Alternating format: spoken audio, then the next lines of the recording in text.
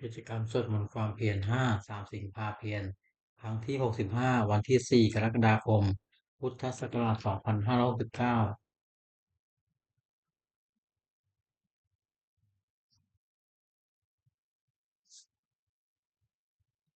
วันนี้เป็นครั้งที่65ตรงกับวันที่4 กรกฎาคมพุทธศักราช2569ข้าพเจ้านายสุวรรณจิรมกรขอเป็นวาจาสาธยายพุทธมนต์และสาธยายธรรมถวายเป็นพุทธบูชาธรรมบูชาสังฆบูชาและเป็นอาจาริยบูชาแด่องค์หลวงปู่ทวดและหลวงปู่ศิลาขอเทพเทวดาเจ้าทั้งหลายโปรดจงมาร่วมโมทนาในการสวดสาธยายของข้าพเจ้านี้ขออนุภาพคุณพระรัตนตรัยครูบาอาจารย์และเทพเทวดาทั้งหลายโปรดจงบันดาลให้จิตของข้าพเจ้าเป็นสมาธิอันควรแก่การสวดสาธยายมนต์ต่อไปอะระหังสัมมาสัมพุทโธภควาพุทธังภควันตังอภิวาเทมิสวากขาโตภควตาธัมโมธัมมังนัมสสามิสุปฏิปันโนภควโตสาวกสังโฆสังฆังนามามิ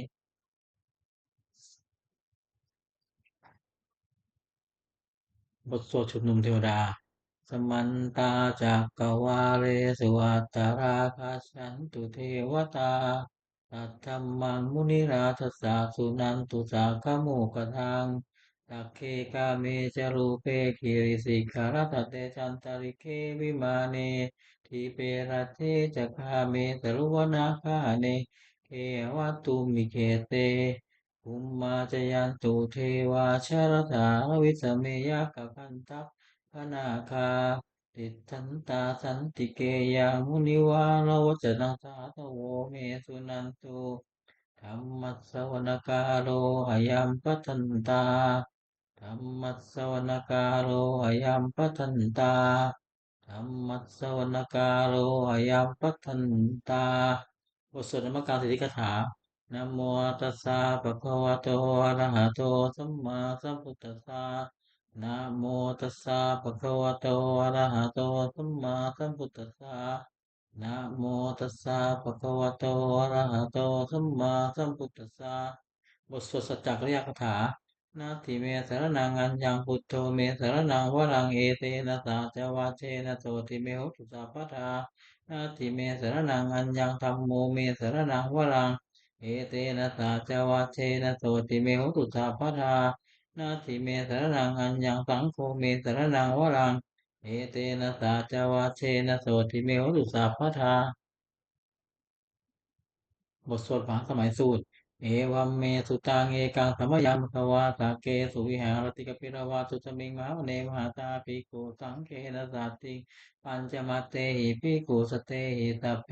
วะอรหันเตหิตถะหิจโลกธาตุหิเทวตาเยปุยเยนะสันนิปติตาโหนติภวันตังทัตนายาภิกขุสังกันจตโคจตุนังสุทาวาตกายกานังเทวานังเอตโตเสยังโคภควาสักเกสุวิหารติ อภิรวาตุสมิงมหาเนมหาตาภิกขุสังเกนะสาติปัญจมัตเตหิภิกขุสเตหิสัพเพวะอรหันเตหิสติจโรกธาตุหิเทวตาเยปุยเยนะสันนิปติตาโหติภะวันตังทัตนายาภิกขุสังกันตยันนุนมยามปิเยนะภะคะวาเตนุปทังกะเมยยามาอุปสังกมิตวาภะคะวะโตสันติเกปัจเจคาถาปะสริยามาติอนาโคตาเทวตาสยถาปีนามาภะละวาปุริโสสัมมจิตังวาปาหัง ภาษาเลยยัตสัตตังวาปาหังตามมิเชยเอวเมวะตุตาวาเสสุเทเวสุอันตริตาภะคะวะโตปุระโตปาตุรังสุตโขตาเทวตาภะคะวันตังอภิวาเทตวัยกมันตังอาทังตุเอกมันตังติกาติตาโขเอกาเทวตาภะคะวะโตสันติเกมังคาถังอภาสีมหาตมะเยปวัสสิเทวกายาสมะตาอาคตามหิมังธรรมะตมยังตังกิตาเยวะปราติตตังกันเตียตโขปราเทวตาภะคะวะโต สันติเกมังคาทังอภาสิตารปิขโวสมาทังตุจิตตังอัตโนอุชุกรรมกังสุสารทิวเนตานิเหตวายริยานิรักขันติปันนิตาเตระโคปราเทวตาภะคะวะโตสันติเกมังคาทังอภาสิเจตวาคีรังเจตวาปริกังอินทกีรังโออัจจะไม่เมชาเตจรันติสุทาวิวราสุ จักขุมตาตุทันตาสุสูนาคาติตะโกปราเทวตาภะคะวะโตสันติเกมังคาตังอปาติเยเกจิพุทธังสนังคตาเสนเตกมิสันติปายภูมิงปาหายมุสังเถหังเทวกายังปริปูเรสันติเตตะโกภะคะวะภิกขุอามันเตติเยปุยเยนะภิกขเวทันสุโลกธาตุสุเทวตาสันนิปติตาโห โหติตถาคตาทัตนายาภิกขุสังฆติเยปิเตภิกขเวเหสุขติสมัชฌานะหันโตสัมมาสัมพุทธาเตสัมปีภะวันตานังเอตปะระมาเยวเทวตาสันนิปติตาอเหสุเสยถาปิมหังเอตหิเยปิเตภิกขเวภวิสันตินาคตมัชฌานังหันโตสัมมาสัมพุทธาเตสัมปีภะวันตานังเอตปะระมาเยวเทวตาสันนิปติตาภวิสันติเสยถาปิมหังเอตติยาจิกิตตามิภิกขเวเทวกายานังนามานิกิตยิตตามิภิกขเวเทวกายานังนามานิเตติตามิภิกขเว เทวกายานังนามริตังสุนาถาทัพพกามนันติคารวะทาปาติสามิเตวะมันเตติโกเตปิคูปโตปัจจโตสุมุขวาเอตัตโวตัสสิโรกมุสัสสามิยตาภูมาลกัสสตาเยติตาขิริขัปปะราปหิตตาสมัยตาปูตุสีหามสัลลีนาโลมังสีโลมังสาพิสัมปุโนโอทาตมัสสาสุทธาวิปัสสนานาวิราคุโยปัญจเตวามะเนคาปิทัตเตโตโกมัทธิสัทธาสาวกเกตัตเนรเต มาลเตเทวกายาภิกันตาเตวิชาตภิกขโวเตจาตัปปะมะกะโลสุตวาปุตตะสัตตะนังเตสัมปาตุหูยานังมุสาทัสสะนังอเปเกตาตมัตตะกุสัตตังอัตตะตริตังเอเกตัตตะนังมุสานมัตตสุงอเปเกตาตมัตตะกุสัตตะปะปุตตะอุสัตตะปะปิญญายะพระวเกศได้กุมารโตมันยิสัทธาสังเกตตะเนรเตเทวกายาภิกันตาเตวิชาตภิกขโวเยวะอังกิตจิตามิกินาเหรุปโตตัตตะตัตตะยังขาปุมาคัมปิรัตวัยนิสมันตุสุติมันโตวโนตุยะตติโนมุนมานาภิกขามุภิกขุนาสัมติวนา ชาตตายวัตายาขานาตวันนิโนยิมันตุจุติมันโตวันวันโตจัตติโนมนุมานาอภิกามุปิคูนาสัมปิติงุนัง สาตาคีราติสัตตายาคานาตวันนิโนอิทิมันโตชุติมันโตวันโนโตยะตติโนมนุมานาภิกขามุภิกขุนาสัมตินังอิเจเตโสละสัสตายาคานาตวันนิโนอิทิมันโตชุติมันโตวันโนโตยะตติโนมนุมานาอภิกขามุภิกขุนาสัมตินังเวสามิตาปัจจตายาคานาตวันนิโนอิทิมันโตชุติมันโต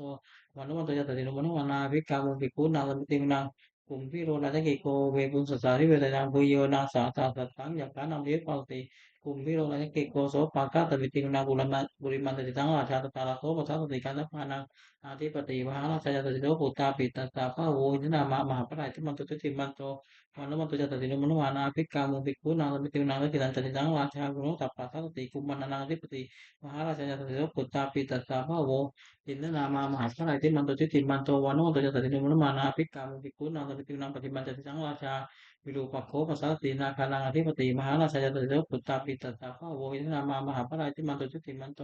วันวันโตจตตินมุนมานาภิกขามุภิกขุนาสติตินังอุตรันจติสังวาจาคุโรตัปปัสสติยาคานังอธิปติมหาราชยตติโสปุตตาปิตตาภาโวอินนามามหาปราชิมันโตชุติมันโตวันวันโตจตตินมุนมานาอภิกขามุภิกขุนาสติตินังปุริมาทิสังฆาจารัตโตตะคีเนนอุโลโกปจิเมนวิรูปักโขกูโรตุรังทิสังจัตตาโรเตมหาราชาตมันตาตะรุตตะตัตตะละมานาอัตถังสุวเน Kapilavato Vedato Aman Tetang Maya no Sata Puva de Capita Maya Kutetu Vedetu Vipo de Vipoto Satano Kama Seto Kinu Matuni Mantu Chepanato Upon the Teoto Chevatari Tateno de Canapona Ora Chano Aku Panchatico Chevatimu Satra Etitan Chano Cantapata Titu Novana Vikamu Vikuna something Ataku Navasana Ka เวสาราธาตัจจกังกัมภารตาโคปายากาตยติปิยามุนาตัตตะตัจจาคุนากายติโนเอราวันโน มหานาโคโสปาคาตมิติงนังเยนาคาลาเตตาตาอารันติทิพาสิชาปักขีวิจจักขูเวหาตาเตวันวัตบัตตาติตาสุปนันเอเตตนามังอภิจันตานาคารายังนาชาลมาสิตุปนโตเขมกาเตปุตโตสานาหิวาใจหิปยันตานาคาสุปนาสมกังตุปุจจังชิจาวชินาเทนะสมุทังอสุราสิตาปัตโลวัตวัตเตจมันโตยตติโนกาลกัญจามะนาอสุราสนุกตาเวปจิตติตุจิจพหาราโตนมุจีสัตตันสัพพุริปุตตานาสัพเพเวโรจนามคาตันไนเทวะปนิเสนังลาหุพัทุปะขมุสามโยธานิพัสตันเตปิกุนังสมิติงนัง อาปุจเทวาปริยติเตโชวายตถาคมุวันุนาเทวาโสโมจาจะสัสสะหาเมตตากรุณากากายิกาภูเทวาตติโนทัสเสเตกายาสัพเพนันตวันนิโนยิมันตุสุติมันโตวันนมันตุจตติโนมนุมานาวิกามุวิกุนังสัพพิตินังเวนตุจเทวาสารีจัตมาทูเวยมาจัตสุเปสาเทวาจันมาคูวัตตาสุเปสาเทวาเสมาคูปรักตานักขตานิปรักเทวาอาคูมันทงลากาวะตุนงมโสเสโทตาโกปัคขะโผริตโตสัสเสเตตกายาสัพเพนันตวันนิโนยิมันตุสุติมันโต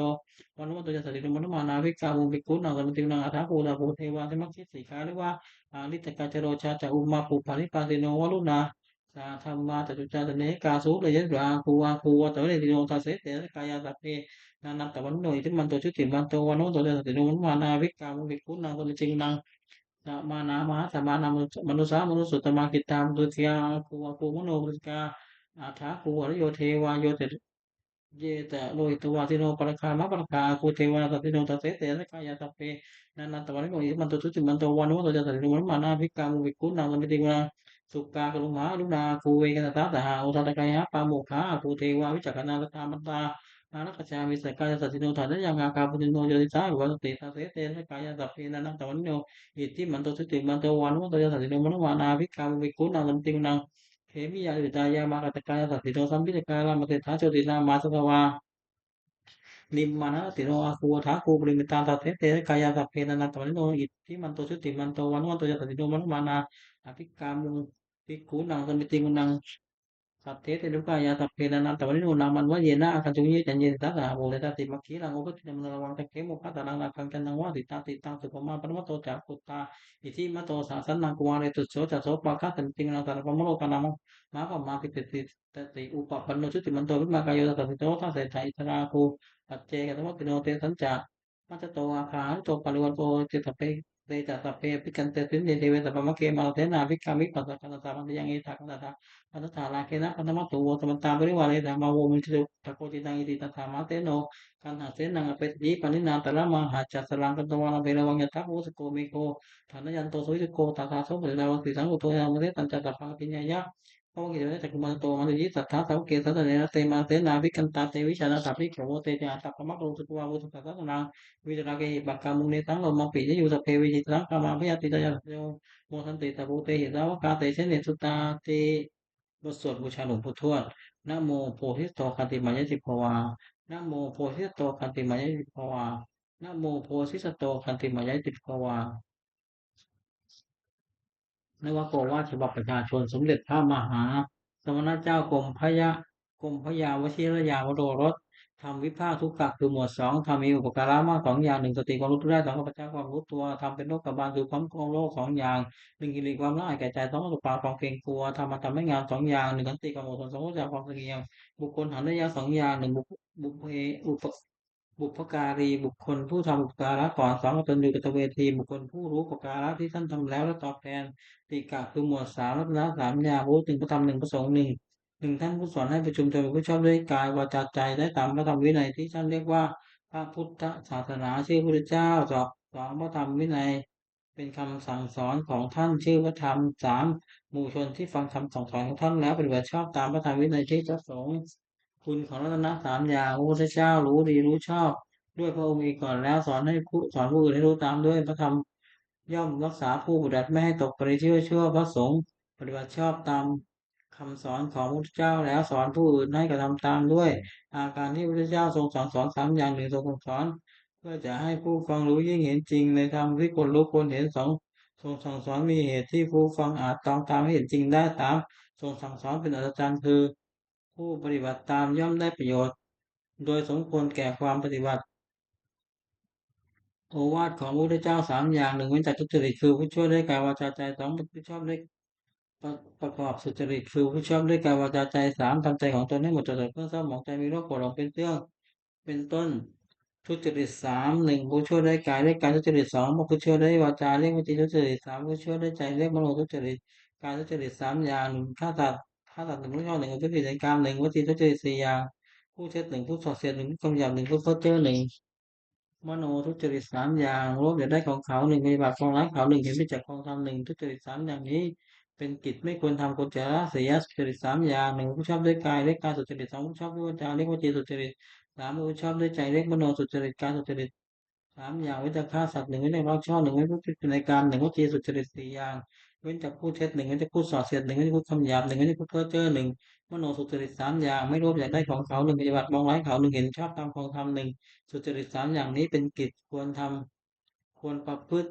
อกุศลมูลสามอย่างรากเหง้าของอกุศลและกุศลมูลมีสามอย่างคือโลภะอยากได้หนึ่งโทสะคิดประทุษร้ายเขาหนึ่งโมหะหลงไม่รู้จริงหนึ่งเมื่อกุศลมูลเหล่านี้โลภะโทสะโมหะก็ดีมีอยู่แล้วอกุศลอื่นที่ยังไม่เกิดก็เกิดขึ้นที่เกิดแล้วก็เจริญมากขึ้นเหตุนั้นควรละเสียกุศลมูลสามอย่างรากเหง้าของกุศลมูลรากเหง้าของกุศลและกุศลมูลมีสามอย่างคือโลภะไม่อยากได้หนึ่งอโทสะไม่คิดประทุษร้ายเขาหนึ่งอโมหะไม่หลงหนึ่ง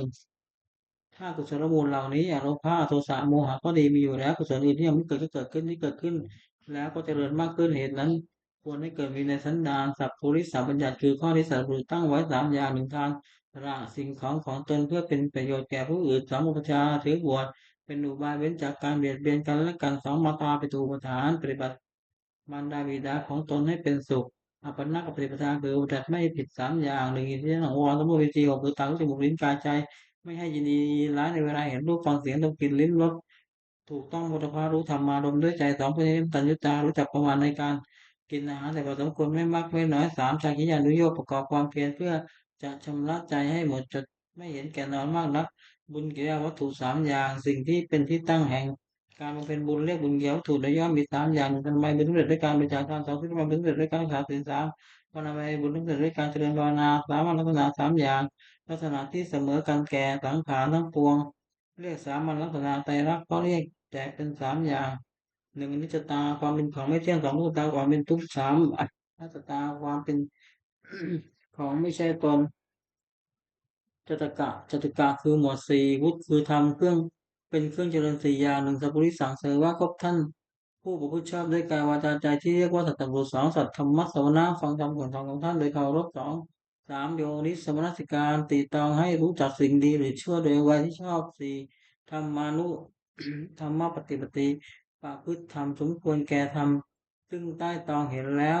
จากสี่หนึ่งรูปเทศะวาสาอยู่ในเพศสมควรสองสัพปุริสุปัตยะ ครบสัตบุรุษสามตัดสมาธิตั้งตนไม่ชอบสี่บุพเพและปัญญาตาความเป็นผู้ได้ทำความดีไว้ในปางก่อนทำสี่อย่างนี้ถูกแล้วลดนำไปสู่ความเจริญหนักติสี่หนึ่งระเบียงเพราะรักใคร่การเล็กตั้งติสองระเบียงเพราะไม่ชอบการเล็กตัวสักติสามระเบียงเพราะเขาเรียกโมหะติสี่ระเบียงเพราะกลัวเรียกพยาติอะไรสี่ประการนี้ไม่ควรมาพูดอันตรายของที่สุดสำเร็จผู้บวชใหม่สี่อย่างหนึ่งเอาตนต้องทำขอไม่ได้คือบวชที่เกียรติทำตามเขาเป็นคนแห่งแก่ปากท้องตนกำหนดยาไม่ได้ตามเพื่อนตนในกรรมคุณ ถ้ายันอยากได้สุดยิ่งขึ้นไปสี่รักผู้หญิงที่สุดสำเร็จผู้หวังความเจริญแก่ตนควรระวังอย่าให้อันตรายสี่อย่างนี้ย่ำยีได้ประธานคือความเพียรสี่อย่างหนึ่งทั้งวาประธานเพียรระวังไม่ให้บาปเกิดขึ้นในสันดานสองบาปประธานเพียรละบาปที่เกิดขึ้นแล้วสามพนาประธานเพียรให้กุศลเกิดขึ้นในสันดานสี่รู้ลักษณะประธานเพียรรักษากุศลที่เกิดขึ้นแล้วไม่ให้เสื่อมความเพียรสี่อย่างนี้เป็นกิจความเพียรสี่อย่างนี้เป็นความเป็นชอบควรประกอบให้มีในตน อธิษฐานธรรมคือธรรมที่ควรตั้งไว้ในใจสี่อย่างหนึ่งวิญญาณรอบรู้สี่ควรรอบรู้สองสัจจะความจริงใจคือประพฤติสิ่งใดก็ให้ได้จริงสามจาค่าสละสิ่งที่เป็นค่าศึกแก่ความจริงใจสี่อุสมะสงบใจจากสิ่งที่เป็นค่าศึกแก่ความสงบอิทธิบาทคือคุณเครื่องให้สำเร็จความประสงค์สี่อย่างหนึ่งฉันทะพอใจรักใคร่สิ่งนั้นสองวิริยะเพียรประกอบสิ่งนั้นสามจิตตาเอาใจฝักใฝ่สิ่งนั้นวิวังทุระสีวิวังสามันติตองพิจารณาเหตุผลในสิ่งนั้น คุณสี่อย่างนี้มีบริบูรณ์แล้วอาจชักนำบุคคลให้ถึงสิ่งที่ต้องประสงค์ซึ่งไม่เหลือวิสัยควรทำความไม่ประมาทในที่สี่สถานหนึ่งในการละกายทุจริตประพฤติกายสุจริตสองในการละวจีทุจริตประพฤติวจีสุจริตสามในการละมโนทุจริตประพฤติมโนสุจริตสี่ในการละความเห็นผิดทำความเห็นให้ถูกอีกอย่างหนึ่งระวังใจไม่ให้กำหนัดในโลภะที่ตั้งความกำหนัดสองระวังใจไม่ให้เกิดเคืองในโลภะที่ตั้งความกับเคืองสามระวังใจไม่ให้หลงในโลภะที่ตั้งความหลงสี่ระวังใจไม่ให้มัวเมาในโลภะที่ตั้งความมัวเมา ปริสุทธิศีลสี่หนึ่งปฏิโมกขสังวรสำรวมในพระปฏิโมกข์เว้นข้อที่พระพุทธเจ้าห้ามทำตามข้อที่พระองค์อนุญาตสองอินทรีย์สังวรสำรวมมีจีหกตาสมุทรกายใจไม่ให้ยินดีร้ายในวายเห็นรูปฟังเสียงดมกลิ่นลิ้มรสถูกต้องพุทธภารู้ธรรมารมณ์ด้วยใจอาชีวะปริสุทธิ์ที่เลี้ยงชีวิตโดยทางที่ชอบไม่หลอกลวงเขาเลี้ยงชีวิต สี่ปัจจยปัจเวคณาพิจารณาเสียก่อนจริงบริโภคปัจจัยสี่คือบริจีวรบิณฑบาตเสนาสนะและเภสัชไม่บริโภคตัวเองตัณหาอารักขกรรมฐานสี่หนึ่งพุทธาสติระลึกถึงคุณของพระพุทธเจ้าที่มีในพระองค์และทรงเกื้อกูลแก่ผู้อื่นสองเมตตาแผ่ไมตรีจิตคิดจะให้สัตว์ทั้งปวงเป็นสุขทั่วหน้าสามสุภาพพิจารณาว่าร่างกายของตนและผู้อื่นให้เห็นเป็นไม่งามสี่มรณสติระลึกถึงความตายอันจะมีแก่ตนกรรมฐานสี่อย่างนี้ควรเจริญเป็นนิพพมวิหารสี่หนึ่งเมตตาความรักใคร่ ปรารถนาให้เป็นสุขสังวราความสงสารคิดช่วยพ้นทุกข์สามเมตตาความพอยินดีเมื่อผู้อื่นได้ดีสามสี่เบกขาความวางเฉยไม่ดีใจไม่เสียใจเมื่อผู้อื่นถึงความวิบัติสี่อย่างนี้เป็นเครื่องอยู่ของทั้งผู้ใหญ่สติปัฏฐานสี่หนึ่งปัญญานุปัฏฐนาสองปัญญานุปัฏฐนาสามจิตตานุปัฏฐนาสี่สมานุปัฏฐนาสติกำหนดพิจารณากายเป็นอารมณ์ว่ากายนี้ว่าอารมณ์ว่ากายนี้สักว่ากายไม่ใช่สัตว์บุคคลตัวตนเราเขาเรียกกายานุปัฏฐนาสติกำหนดพิจารณาเวทนาคือสุขทุกข์ ไม่ทุกข์ไม่สุขเป็นอารมณ์ว่าเวทนานี้ก็สักว่าเวทนาไม่ใช่สัตว์บุคคลตัวตนเราเขาเรียกเวทนาว่าปัจจนาสติกำหนดพิจารณาใจที่เศร้าหมองหรือผ่องแผ้วเป็นอารมณ์ว่าใจนี้สักว่าใจไม่ใช่สัตว์บุคคลตัวตนเราเขาเรียกสัตว์ปัจจนาสติกำหนดพิจารณาธรรมที่เป็น กุศลหรือกุศลเรียกที่บังเกิดกับใจเป็นอารมณ์ว่าธรรมนี้ก็สักว่าธรรมไม่ใช่สัตว์บุคคลตัวตนเราเขาเรียกธรรมานุปัสสนาธาตุกรรมฐานสี่ธาตุสี่คือธาตุดินเรียกปฐวีธาตุธาตุน้ำเรียกอาโปธาตุธาตุไฟเรียกเตโชธาตุธาตุลมเรียกวายโยธาตุธาตุอะไรเนี่ยนะเข้มแข็งธาตุนั้นเป็นปฐวีธาตุปฐวีธาตุอันที่เป็นภายในคือผมขนเล็บฟันหนังเนื้อเอ็นกระดูกเยื่อในกระดูกม้ามหัวใจตับพังผืดไตปอดไส้ใหญ่ไส้น้อยอาหารใหม่อาหารกาวธาตุมีน้ำตาเอิบอาบธาตุนั้นเป็นอาโปธาตุอาโปธาตุนั้นที่เป็นภายในคือดีเทเลตหนองเลือดเนื้อมันข้นน้ำตาเปลวมันน้ำลายน้ำมูกไก่ข้าวมูดธาตุอะไรมีน้ำร้อ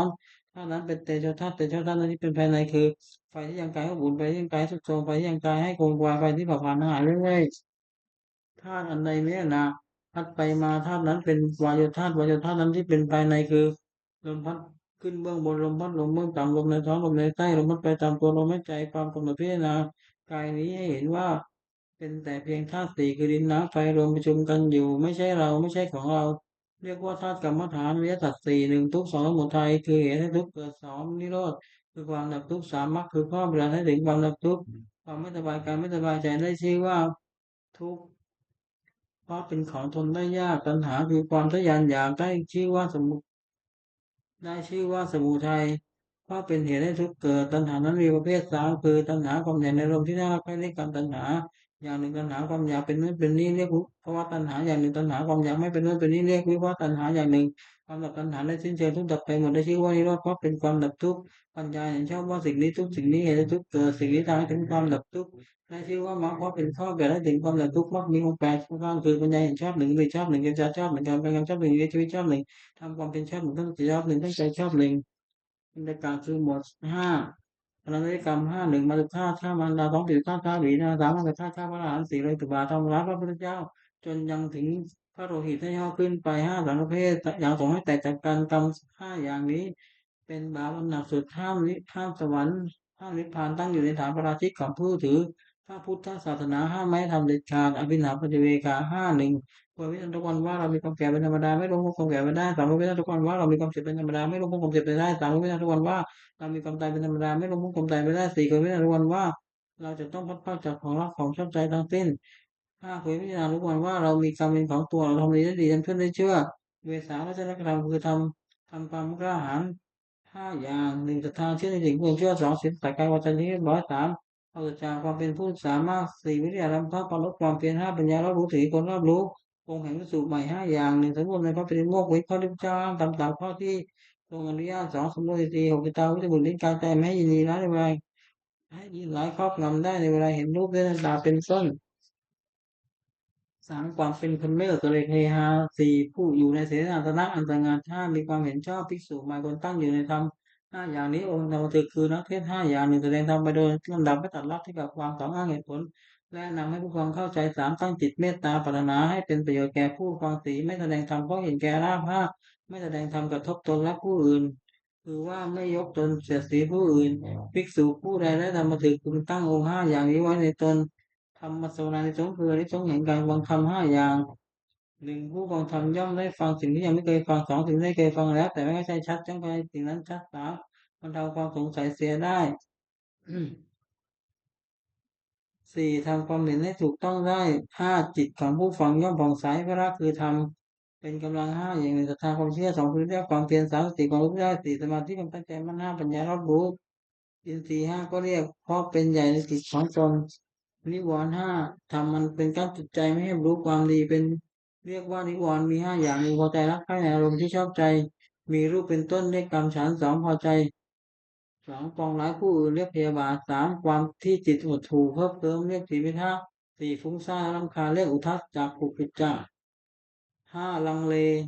ไม่ตกลงได้เรียกวิจิกิจฉาขันธ์ห้ากายกับใจนี้แบ่งออกเป็นห้ากองเรียกว่าขันธ์ห้าหนึ่งรูปสองเวทนาสองสัญญาสี่สังขารห้าวิญญาณธาตุสี่กดินน้ำไฟรวมประชุมกันเป็นกายนี้เรียกว่ารูปความรู้สึกอารมณ์ว่าเป็นสุขคือสบายกายสบายใจหรือเป็นทุกข์ไม่สบายกายไม่สบายใจหรือเฉยๆคือไม่สุขไม่สุขเรียกเวทนาความจำได้หมายรู้คือจำรูปเสียงกลิ่นรสผลิภัณฑ์รู้ธรรมารมณ์